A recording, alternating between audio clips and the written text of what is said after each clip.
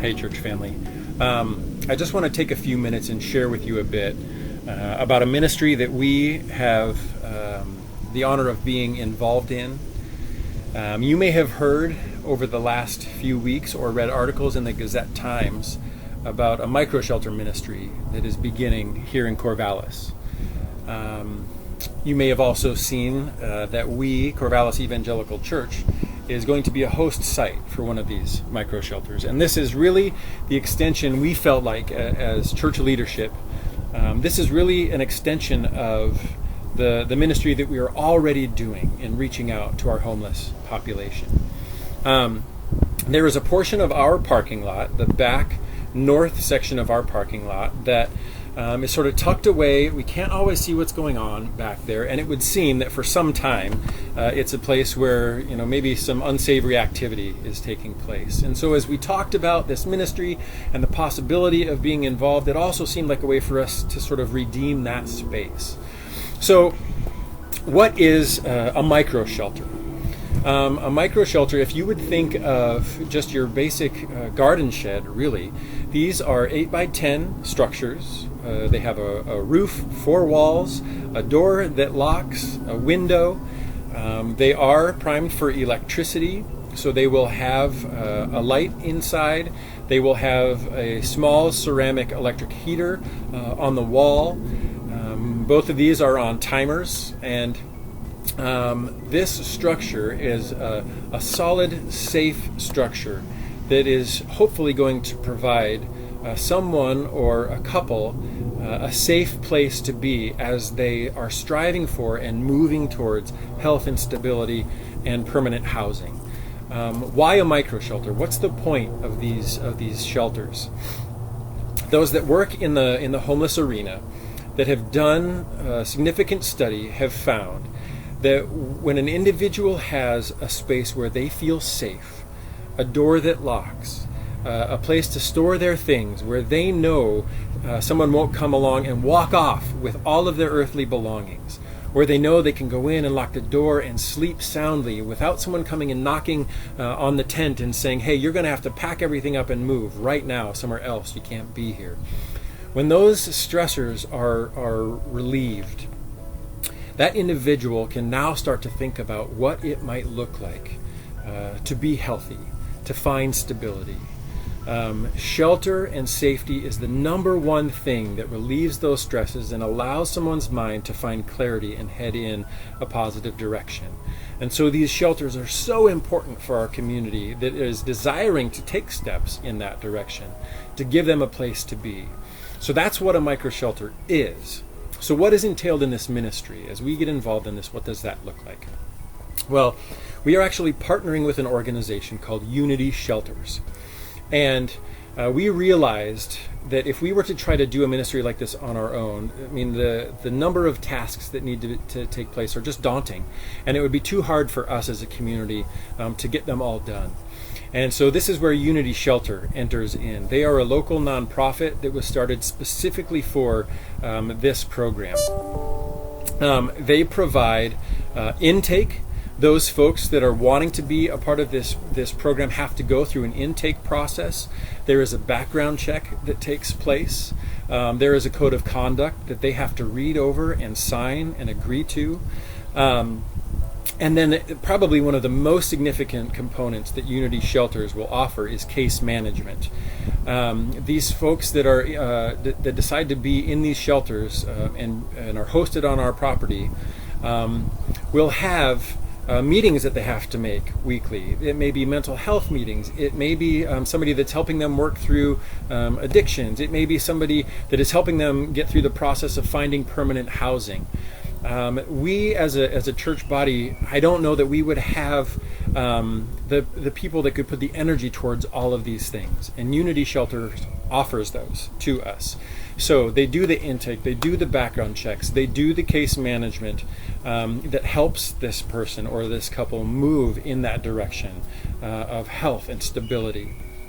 Our insurance company, as we presented them with this opportunity, said to us, yes, go ahead and do this ministry, But what we're going to ask is that no violent criminals are housed and no sexual offenders are housed. So those were some stipulations that the insurance company put into place, and that was already actually a part of the intake process and requirements for those that would be a part of this ministry.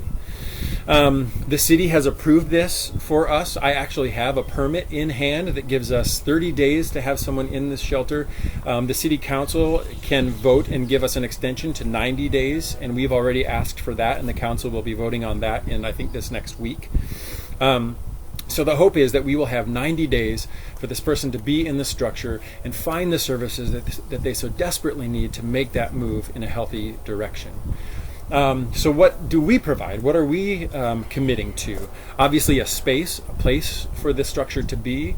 There will be a little bit of, not construction, but electrical work that will be taking place over the next couple weeks to get some electricity installed in that back area so that these shelters will be able to connect to power. So there may be a bit of an increase for us as a congregation in the electric payments that we make each month. We're giving them access to an individual that has contact information given to both neighbors and to the individual in the structure. So the neighbors, if there's something going on, and I've already gone and talked with the neighbors back in that section and told them what's happening, and they are for it. They are grateful that there is, and thankful that there will be a phone number that they can call if something is going on. That person, for the time being, will be me. Maybe there are others of you that would love to be involved in this ministry, and you could engage it in that way. The individual in the shelter will also have contact information for me if there's something going on and they need to get a hold of me for whatever reason. We also have, in our requirements as a host, committed to offering a porta potty for them to use. There is currently one on the south side of the parking lot that is provided by the city for the park. But our leadership determined that it would be much more beneficial for the individual in that site if there was actually a bathroom that was closer and more accessible for them in the middle of the night. If they have to get up and go to the bathroom, obviously it's going to be easier for them if there's something close. So we will call and have a porta potty put in that particular section of the parking lot. We will give this individual or couple access to our dumpster so that they have a way to dispose of their garbage and keep their site clean. And then we also commit to giving them access to water. This does not mean that they will have access to the building. It just means that they will have access and have permission to use our spouts outside to fill some sort of a water receptacle so that they'll have access to water while they are in the structure. So I guess that leaves me just with one last question, and what is the hope? What is the hope of this ministry? And I think for Unity Shelter, they are committed to progress, to seeing folks in the homeless community that desire to make a change and move in a healthy direction. They want to assist them in that. I think if we were asked that question, we would hope for the same, that we would want to see folks given a way to move in a healthy direction and find stability. I think we also get to, within this ministry, continue to do what we do with our Let's Eat ministry and let people know that we see them, let people know that they are loved, that there are people in their corner that want to encourage them to move in healthy directions. I think we have a scriptural mandate, folks. We are called to feed the hungry, to clothe the naked, to shelter the homeless, and this continues to give us an opportunity to do that, to love God, to love people, to serve both, to find ways to serve our city with no strings attached. So I'm sure that there are going to be questions that you have, and I would love to answer those to the best of my ability. There are probably going to be some of you that want to volunteer and say, how can I help? How can I be involved? And I'd love for you to let me know if you would like to do that as well. That, I think, will be a developing picture. We're not sure what it looks like yet to minister to and to love the people that'll be in these shelters, but I'm sure there will be things that come up. Maybe it looks like driving by and delivering them a meal on an evening, and just stopping by and saying, hey, here's dinner. Maybe sitting with them, and eating with them. Maybe it's just touching base and saying, hey, are there hygiene items that you could use? Maybe a toothbrush or toothpaste, something along those lines.